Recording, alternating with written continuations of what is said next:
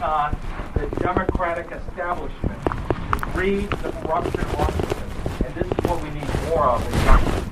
But not only that, he went on to serve in the U.S. Senate with distinction. He worked in the Intelligence Committee with Pete Hoekstra. That's why he came out and supported Pete Hoekstra. A gentleman that knows our international issues as well as our national issues. Comes from a state very similar to Michigan, Pennsylvania. And for those that do not know, his wife Karen and he have 7 children now.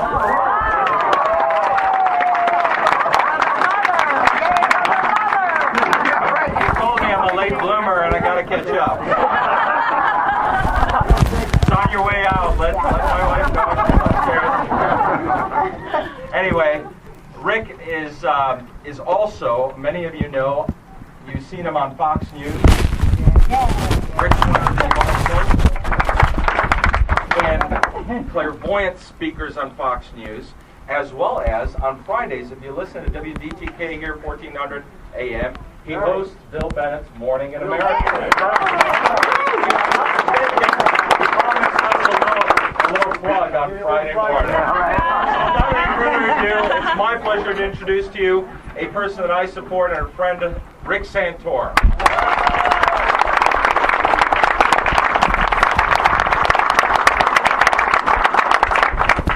This just feels great.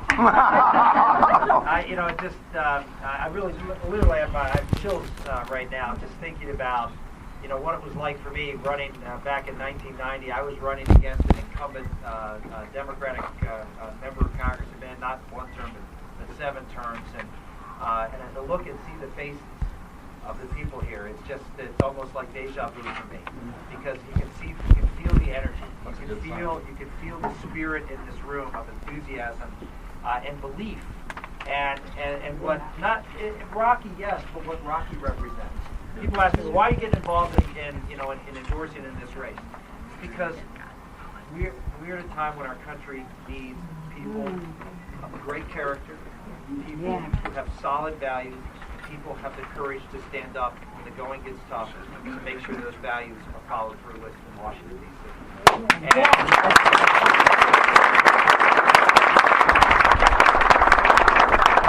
Too many times where members of Congress run in primaries and say how conservative they are, and then they go, whether it's to Lansing or to Washington, and they just sort of ease in and go along and get along. And they don't fight, they don't stand up to the crowd, they become assimilated to Washington, D.C.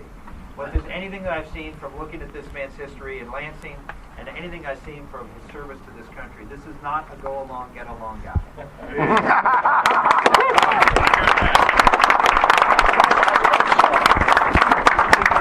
Who believes strongly and deeply with the convictions of someone who loves this country and knows that their country is at a very critical time where we have changed direction.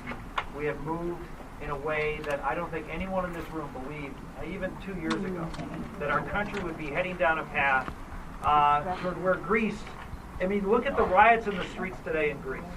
People rioting the streets saying, you can't take away our money. You can't take away our money. It's our entitlement. You must. Throwing rocks at police because their benefits will be cut. I tell this story with a few weeks ago when the health care bill was being debated in the House, and it was about a week before the final vote. I was in the green room at Fox getting ready to do Greta, and I think I'm going to be on Greta tonight, so hopefully before the vote, and I ran into Juan Williams. Now, Juan is a good man.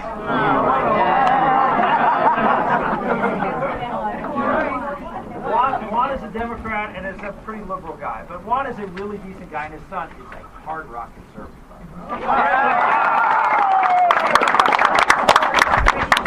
So Juan and I have a very good relationship, and I just thought, what are your guys doing?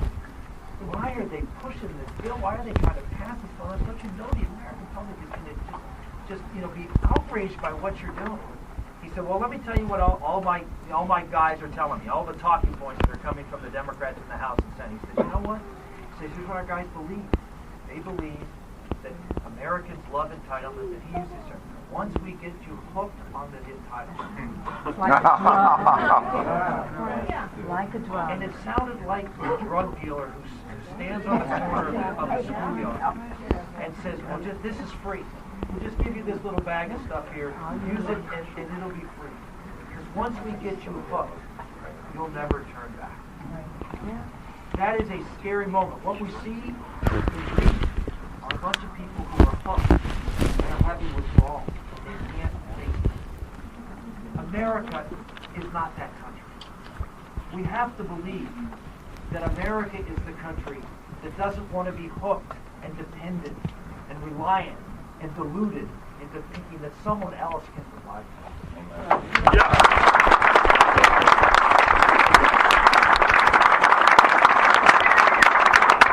And what I see from this man is a man who has the core principles.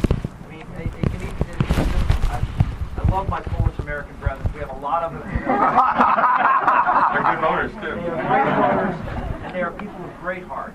And I worked a lot on the Polish visa issue, and I had a lot of friends, and the passion of people who come particularly from the Eastern Bloc countries who come to this country and understand, what losing freedom is all about, and what having your people to be oppressed, having your people be dictated to and taken care of by the government. That inner passion of never wanting to see that happen to America, I see in this man. And so I am excited to be here today. I'm excited because I think this man not only is going to win this primary, but everyone thinks we're going to have a great year, and I believe it too. But we're only going to have a great year if we have great principled candidates who can motivate people to go out and do extraordinary things. And it's going to take extraordinary things. His opponent's going to have a lot of money in the primary. He's going to have a lot of money in the general election. This is not going to be an easy road. We're going to need people to make great sacrifices if we're going to win this race. And we need someone who can motivate people like I see here today. And that's why I'm for Roger Wiskowski, and it's a pleasure to be here.